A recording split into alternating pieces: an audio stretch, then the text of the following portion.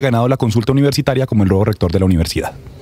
Pero mire, antes de saludar a la representante del Consejo Académico ante el Consejo Superior Universitario de la Universidad Nacional, la doctora Verónica Botero, quiero preguntarle a Ana Cristina sobre una carta que desconozco su autor, pero una carta de alguien cercano al gobierno que narra toda la historia de lo que pasó ayer precisamente con la elección del nuevo rector de la Universidad Nacional. Sí, así es, Camila. Es un funcionario del gobierno que él todavía pues no ha decidido firmar la carta, pero esa carta tiene como un recuento primero de los precedentes que hay para lo que pasó, es decir, cita por ejemplo el artículo 69 de la Constitución, habla de la jurisprudencia constitucional que hay con respecto a lo que ha pasado y todo para referirse a la autorregulación filosófica y autodeterminación administrativa libre de interferencias del poder público. La carta tiene un título pues que es muy diciente, dice: la destitución de Peña es el inicio de una cadena de arbitrariedades que muestran la verdadera intención de este gobierno. Y permítame, le leo dos pedazos que me parecen a mí que son como cruciales dentro de la argumentación de este funcionario. Dice: hoy, después de todo, sin remover el rector y sin revocar el acto administrativo, el gobierno impuso el poder supremo que se ha autoasignado, creyendo que su voto vale más que el de cualquier otro representante y en una muestra absoluta de autoritarismo y violación a la autonomía que definió el Consejo de Estado. Nombró un rector, además después de haber violentado a una estudiante que a lo sumo estará por los 20 años, que fue tildada y señalada por el mismo gobierno como traidora, haciendo el objeto de amenazas y acusaciones que no se compadecen con una joven.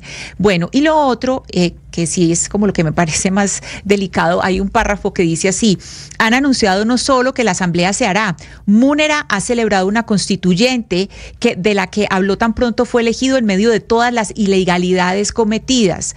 Y dice entre paréntesis: pobre Aurora, refiriéndose a la ministra de Educación, Aurora Vergara. Pobre Aurora, que a sus apenas 36 resultará más envuelta en problemas que Mancuso, sino que además llevarán a cabo la instalación de una constituyente que pretende competir con la instalación de la legislatura que inicia el 20 de julio en el Congreso de la República. Entonces es una carta supremamente delicada, no es un anónimo, es decir, la persona que me la pasó sabe quién es el funcionario, pero como le digo, el funcionario pues por pertenecer al gobierno todavía no quiere publicar su nombre. Déjeme le hago una consulta. ¿Esa carta circula en qué entorno? Es decir, ¿por qué estamos hablando de la carta y por qué llegamos a conocerla? Sabemos que es de un funcionario del gobierno que hace una narración de lo que pasó en la Universidad Nacional y los efectos que eso puede tener a futuro en esta u otra administración, pero ¿en dónde se está mostrando esa carta? Dentro de la Universidad Nacional está rotando, Camila. Entre los profesores de la Universidad Nacional. Sí, señora, dentro de los profesores de la Universidad Nacional. Y lo primero que yo hice fue preguntar: ¿es alguien de la universidad? Me dijeron, no, es un funcionario del gobierno, Petro. Es un funcionario del gobierno. La carta la podemos poner en pantalla en unos momentos para que la gente la vea. Es una carta que es bastante extensa, tiene unos puntos muy claros y tiene, pues la primera parte es toda de precedentes, como precedentes legales y jurisprudencia, y al final tiene este par de opiniones pues que me parecen tan delicadas. Pues déjeme quiero preguntarle a la profesora Botero, que está con nosotros, agradeciéndole nuevamente estos minutos aquí en los micrófonos de Blue Radio, si conocía usted esta comunicación a la que estamos haciendo referencia y si a sus manos también había llegado, profesora. Sí, justo me la pasaron esta mañana temprano. ¿Y coincide usted, digamos que no la leímos completa, pues porque no tendríamos el tiempo para hacerlo, pero con los extractos que lea Ana Cristina, ¿coincide usted con esa narración de los hechos de ese texto? Sí, casi que completamente. Pues hay un par de cosas con las que no estoy completamente de acuerdo, pero en general es una narración que se apega como a la realidad de lo ocurrido en estos últimos 2 meses y en las sesiones del Consejo Superior Universitario. La última vez que hablamos con usted hace un par de días, profesora Botero, hablábamos del proceso constituyente y de cómo a usted le había sorprendido que los representantes del gobierno nacional le estuvieran preguntando a los candidatos sobre eso en particular, sobre usted qué opinaría sobre un proceso constituyente, y nos decía Lucas que pues de lo primero que habló el señor Múnera ayer fue precisamente de eso. ¿Qué significado y usted qué cree que se viene desde la universidad pública en ese sentido? Pues yo no puedo especular lo que va a pasar en este momento con el rector que tenemos. A mí sí me sorprendió mucho el mensaje que dio ayer el profesor Leopoldo Múnera en el auditorio de Don de Grey, hablando de la constituyente universitaria, muy en línea con lo que contestó pues el día de las entrevistas, que quiero hacer una claridad, no fueron las delegadas del presidente ni la ministra las que le preguntaron específicamente sobre ese tema, sino el delegado en ese momento del CESU, el doctor Humberto Rosalía.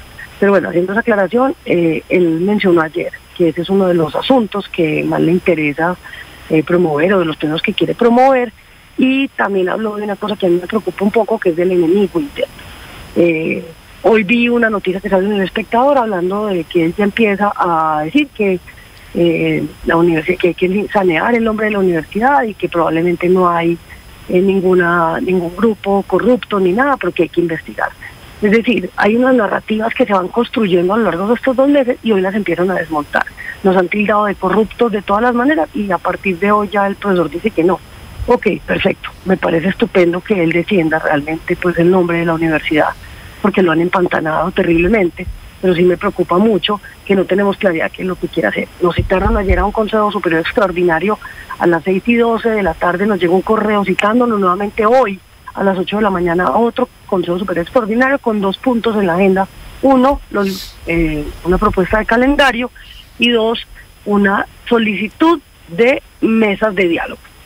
Solamente se adjunta un documento que es en la agenda, el documento con la propuesta de calendario. Ese asunto es de rectoría, hace más de 18 años. El Consejo Superior le delega al rector la potestad de sacar los calendarios de las sedes.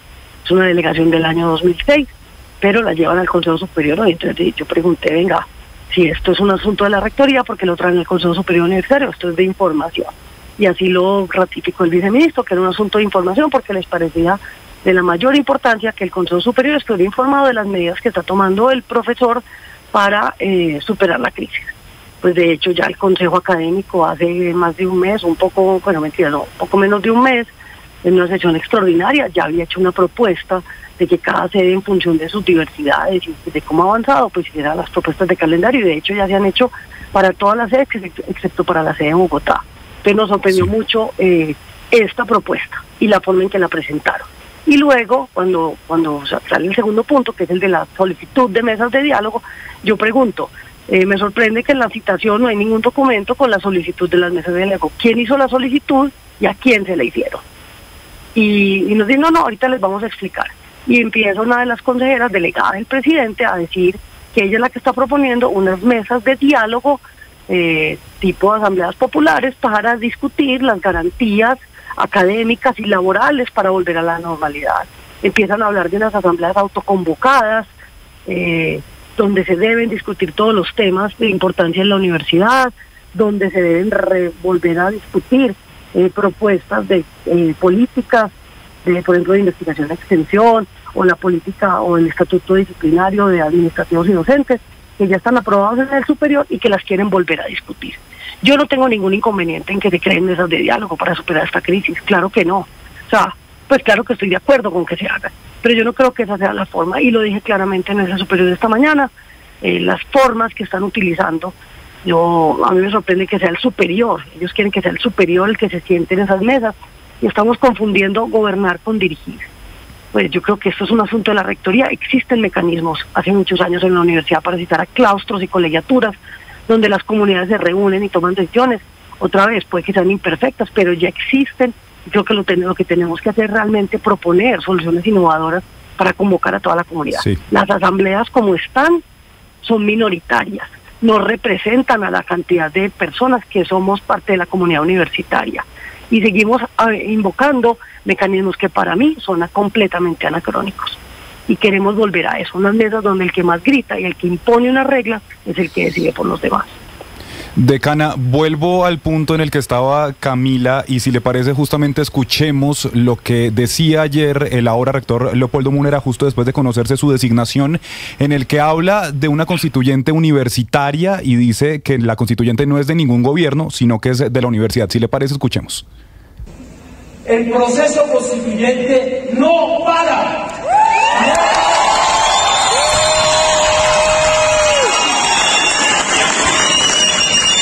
Hay que organizarlo, hay que impulsarlo, hay que darle el apoyo institucional para que podamos tener la reflexión colectiva sobre la universidad que queremos, colectiva, para que seamos muchas mentes pensando la Universidad Nacional, para que aprendamos a respetar también el pluralismo, a escucharnos, a saber que hay ideas desde diferentes partes. Este es un proceso que no está ligado a ningún gobierno, que viene de atrás, es nuestro proceso. Es el proceso que estamos haciendo y que vamos a seguir haciendo. Decana, con estas declaraciones y lo que usted nos decía esta semana, creo, en entrevista, en cuanto a las entrevistas que se le hicieron a los candidatos y se planteó sus opiniones de la constituyente, ¿esto va en este camino? ¿Esa constituyente universitaria es de lo que se estaba planteando en las entrevistas en marzo? Pues es una pregunta específica sobre la constituyente nacional, no sobre ninguna constituyente universitaria. Que yo creo que hay un problema de términos. La universidad no tiene constitución, tiene un estatuto general. La universidad tiene acuerdos, resoluciones, estatutos y unos mecanismos para regularse. Si queremos modificar esos acuerdos y estatutos, ya existen dentro de las normas las formas para cambiarlo. Entonces no es necesario citar a constituyentes porque no hay una constitución. Entonces estamos copiando un término que de una propuesta del gobierno a la universidad. Claro que todas las normas de la universidad son sujetas de modificación, de mejora, y existen los mecanismos para hacerlo. La pregunta es, ¿cómo los va a invocar el rector entonces para que sean utilizados? Porque a mí sí me preocupa la propuesta que están haciendo esta mañana de estas mesas de diálogo tipo asambleas populares, porque ya existen las formas, ¿por qué no las usamos? A mí esto como de refundar la patria, refundar como todo lo que existe me preocupa un poco. Y es, ¿por qué no usar lo que ya tenemos? Profesora Botero, aquí con el término constituyente pues hay unas confusiones. Usted dice las universidades no tienen constitución, por lo cual no hay proceso constituyente. Sin embargo, un oyente que nos escribe al 301-764-4108 nos dice: Camila, de constituyente universitaria se habla en todas las universidades hace décadas. ¿Eso es así? Y cuando se habla de constituyente universitaria, ¿obedece a la normatividad y las reglas de la universidad pública o obedece realmente a un proceso constituyente nacional?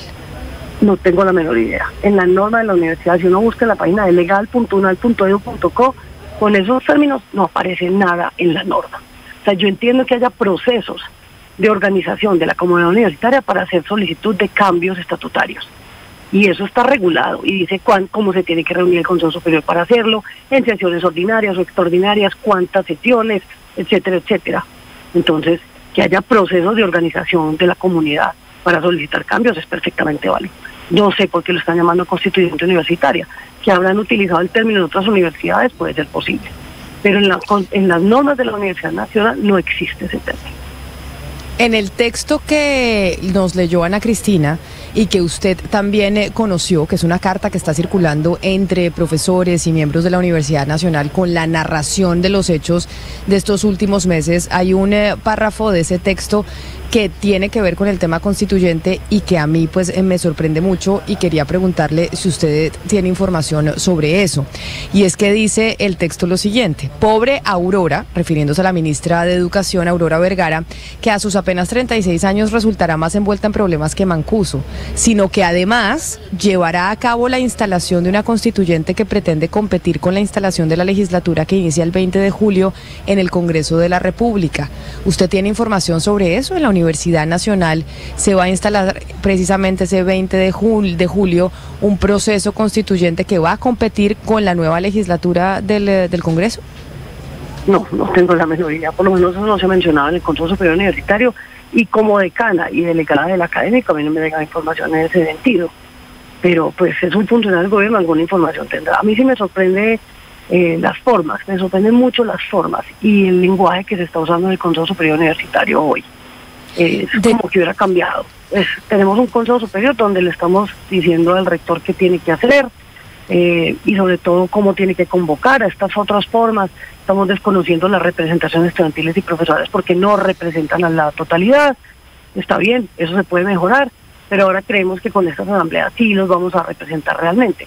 Yo no sé, a mí sí me deja muy preocupada que empiecen a insertarse en el lenguaje del Consejo Superior Universitario y de esa interacción con el rector, unas ideas que pueden estar promovidas por otras partes, pues por otras instancias, que pueden ser del gobierno o no.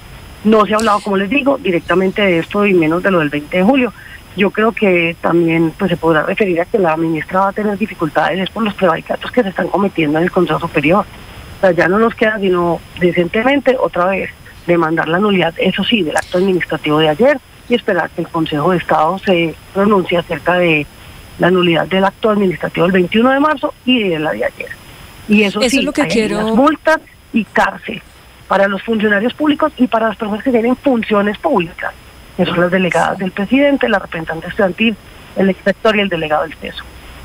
Eso es lo que quiero preguntarle, decana Botero, porque pues ya el entonces rector Ismael Peña había acudido a una tutela, esa tutela salió a favor de él y pues a pesar de esos mecanismos legales que usted acaba de mencionar, pues uno teniendo en cuenta los antecedentes podría esperar que las personas del Consejo Superior que designaron ayer al nuevo rector, pues no les sirvan las decisiones judiciales, ¿verdad?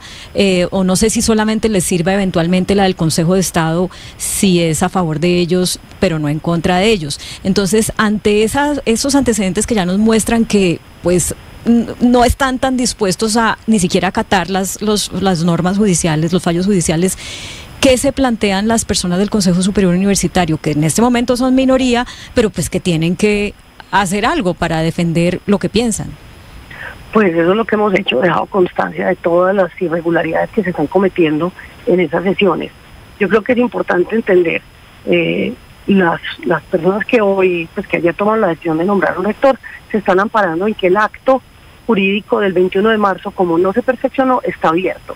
Y que nosotros mismos somos competentes para revertir los efectos, es decir, corregir las supuestas irregularidades que hubo.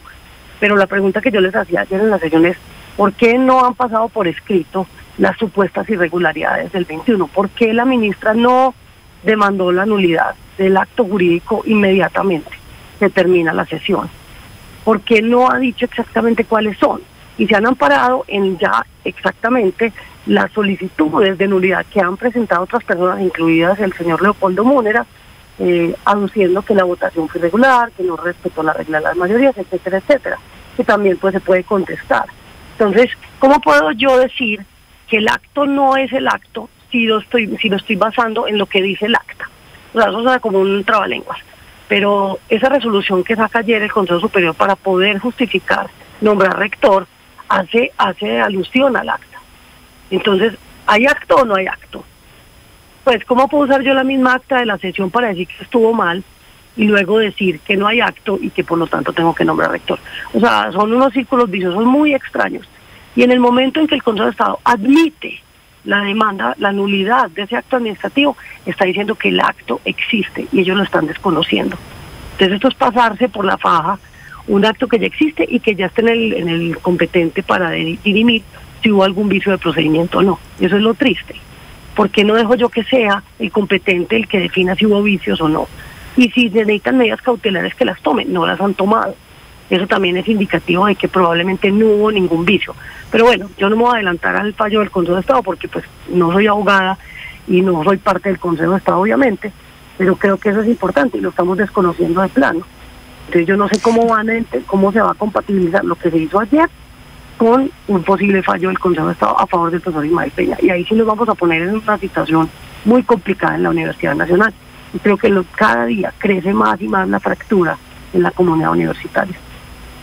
Sí, decana Botero, hay algo que quisiera que comentáramos con los oyentes para entender mejor cómo es el proceso de elección y me quiero devolver muy atrás, al primer proceso de entrevistas, cuando llaman a los candidatos, ¿qué tipo de...? Porque uno se imaginaría que lo que uno habla en una entrevista o lo que uno pregunta en una entrevista a los candidatos a una rectoría es proyectos para la universidad, y si va a hablar de ministerios o de proyectos, pues uno hablaría pues como del proyecto de ley de educación o de ciencia y tecnología o etcétera.